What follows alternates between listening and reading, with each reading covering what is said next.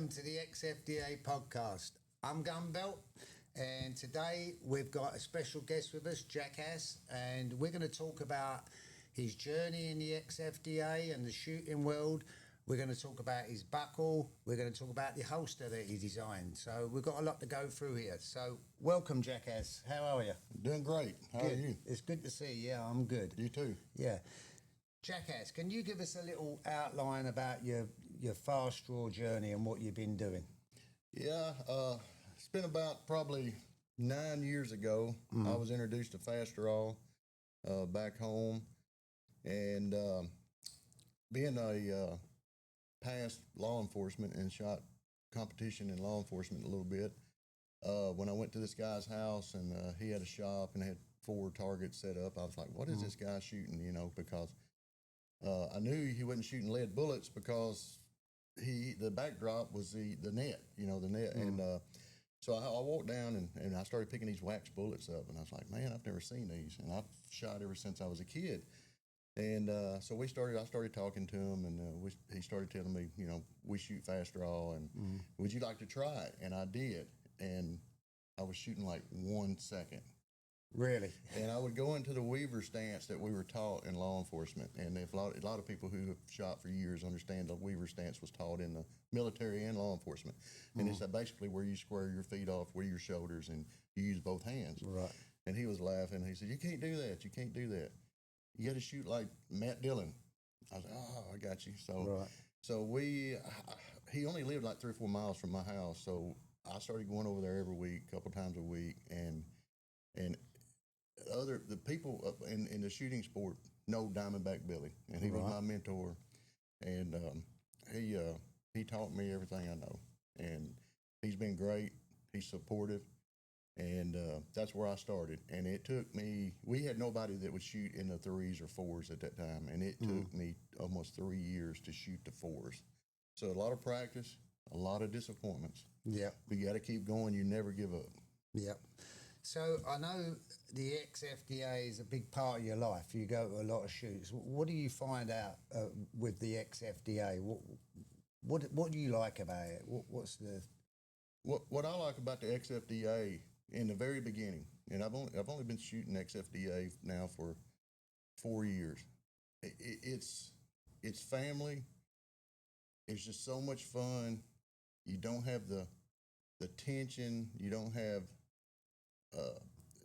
people just enjoy each other. Right. Not just to shoot. Yeah. To friendship and seeing each other again at another shoot, it's exciting. I like that. Good. They're supportive people. Yeah, yeah. We enjoy the XFDA. Being a shooter myself, I asked a lot of people this question, but what do you do mentally to prepare for a shoot? Being the fastest man, 2-time record holder, what do you do mentally to prepare going into a shoot? Well, when I first started shooting, one of the first things that was a crutch to me was I was always scared to get in front of people. I hated it, even though my past law enforcement, I had to testify in court in front of people, but getting in front of people to perform, to shoot, it was just nerve wracking, and I could get on the line and I could hear everything everybody was saying behind me. Right. And it would cost me a lot of shoots, cost me a lot of wins. And it took years to finally be able to tune all that out. So mentally, right before I go to the line, there's just nothing I really do. Once I get on the line and I'm fixing to shoot, then you have to go into like tunnel vision. You have to tune out everything that's going around except the caller. Yeah, I mean, several people I watch, I've watched you before and you're just in between shoots, you're walking around just thinking, you're not really mingling. Right. You're walking around sort of doing your own thing. Right. Yeah, and it's not that I'm out trying to think, well, who am I shooting next or what have I got to do to win that next round? When you see me doing that, it's normally because I just had a round that I wasn't happy with, even though I might have won it. And I'm thinking, what did I do wrong? Right. What was that draw? Why did I slip just a little bit? Or what happened? Why was my time off just a little? Let me ask you, about your job. Do you think that the job that you do contributes to you being the fastest man? There's no doubt. A lot of people don't know about crop dusting or ag flying, but we use a GPS system that has a light bar on it, which lines us up for each pass in a field. Right. And so my right hand and my eye coordination, my eye's looking at the GPS and it's telling me whether I'm 3 foot off or 15 foot, and I had to correct. And so my eye to my right hand is constantly working with each other. Right. So when I see these lights shooting on the blocker target, it's like working. I think it really helps me. It's my practice. I used to try to practice 50 to 100 rounds a night every night. I found that did not help me do anything except get bored and wore out and not really want to shoot. So now I only practice 2 to 3 nights a week, and it's only 50 rounds is when I shoot. Right. But the flying, I think, is the big contributor to the hand-eye coordination as far as the speed goes. Right. There's something else I want to ask you. I mean, the record that you broke, I mean, it's going to be a hard record to break. There's no doubt about it. You broke it twice. Everyone knows that you're the fastest man. Has it changed you as a person? Are you still the same person you was before? Or? I think I'm the same person. I learned a valuable lesson when I won in 2021. I won the XFDA World Championship, first championship I've ever, world championship I'd ever won. And the next year, 2022, I didn't win a match anywhere I went. Wow. I know back then I let a little arrogancy get to me, and I was a man. I was, nobody could beat me and all that. Well, 2022 humbled me. Right. And then, in the winter of 22, December the 29th, I had total knee replacement.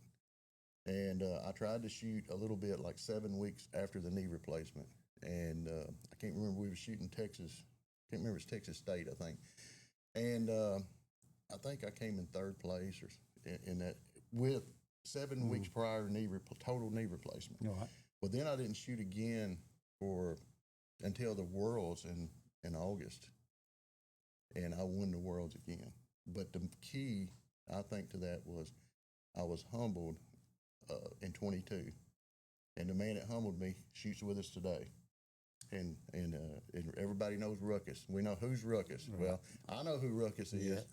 And anyhow, we're good friends, and I'm proud he's still with us. But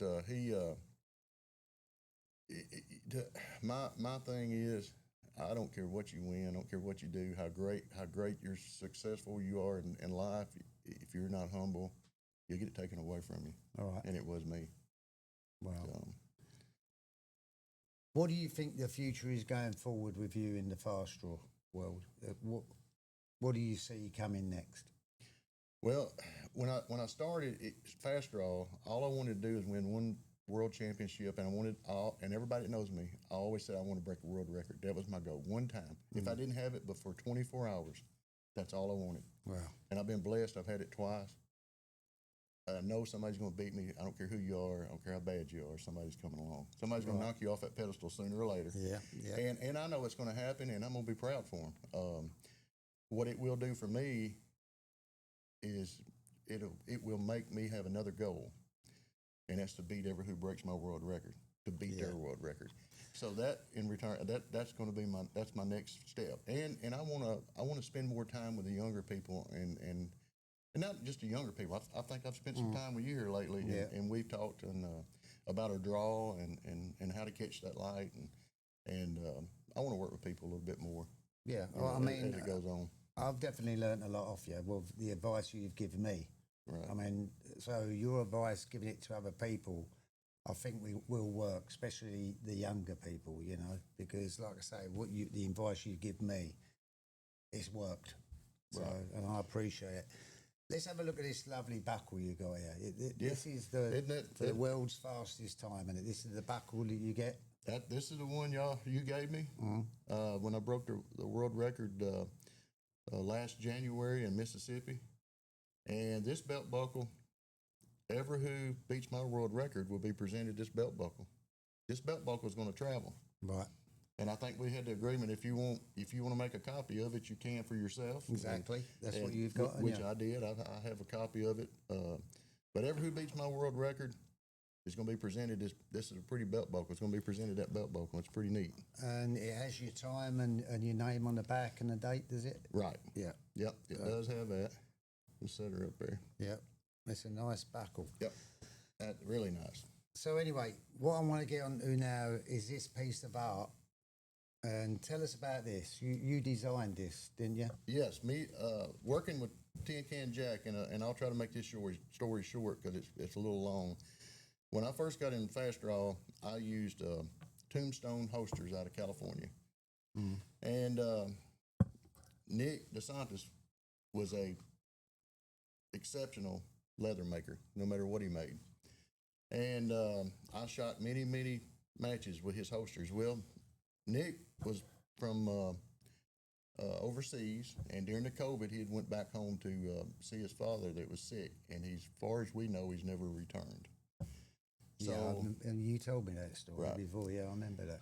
And the last time on the phone I talked to Nick, he had made me a rawhide lined Slim Jim holster.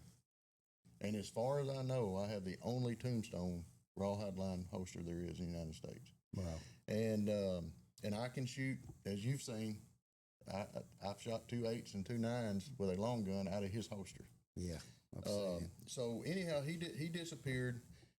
In the sport of fast draw, everybody knows Jay Hawker. You know, Jay Hawker's a legend in this sport, no matter where he shoots. And me and Jay Hawker are really good friends. And I called Jay Hawker and I said, look, my holster's I'm shooting the lip out of it. It's getting wore out.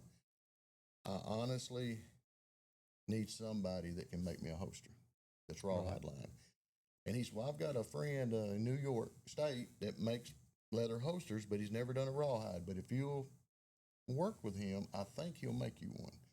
So he gave me his number. I called him, and me and Jeff became very good friends. It took probably 6 months or so of talking back and forth, him sending me holsters. We had a couple of problems with the first ones, and all of it, and most of it is New York, the weather up there. By the time he would make a holster and then ship it to me, the rawhide would twist, right? Because we have so much humidity down here. And so we had to work with that problem, and we worked. It took a while, and my son is actually shooting in his very first holster that Tin Can made for me.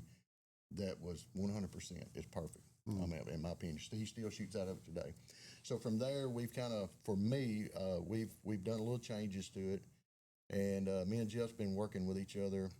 I know for 4 years at least now, maybe 5. And we've come up with some little different variations. Most of the time, it's just really small, minute stuff. Right. The first holster I had, it didn't have this hip plate. They're all 18-degree camp. And the lip is a recent thing. He's just started. This is actually the prototype, the first one he made and sent to me with the lip. And I think you've got, if I'm not mistaken, I've got one. You've got the second one. Yeah. And they're really good holsters. The lip will keep you from blowing the top of it out if you shoot the top of the lip. But these holsters are great. It takes a while to get to them. He's behind. These are all handmade. He does not have any employees. He makes them himself with his hands. So when you order one, you might as well expect anywhere from 6 to 8 months wait time. I'm sorry, but if you want something that's going to last and good quality, this is it. You'll wait for it. Yeah, it's a very good holster. You was kind enough to lend me your holster that you won the world record. Yeah, what was I thinking? Yeah, now you're fast. Now you're getting fast. But anyway, I mean, when you let me borrow that, and that was in Georgia, wasn't it? Yes, it was in Georgia. And I got back here, I was so excited to use it, and it did make me faster. It's definitely different, you know, than the other holsters that I've been using. I definitely speeded up out of it. That's great. You know, but yeah, you've designed a really, really good holster there, you know. One thing else I wanted to ask you, how did you get the name Jackass? Well, let's see here. we were getting fast draw, and of course, everybody in any fast draw organization, you have to have an alias.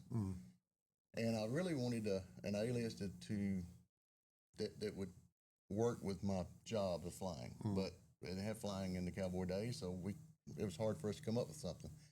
So me and my wife had went on a weekend trip in South Arkansas, and on the way back, we were going to stop at some malls, and I missed the exit, or she told me the wrong exit or something. I can't remember, and I kind of had a little jackass moment, and she looked at me and she said, "Why don't you stop being a jackass?" And we looked at each other it's like a bell went off. We looked at each other and said, "Jackass Jiles." That's it. There you go. So we didn't know whether it was going to be accepted in the shooting world because jackass. So there's a lot of people who won't say jackass. Yeah. And so anyhow, we sent it in, and 2 or 3 weeks went by, and I got no response.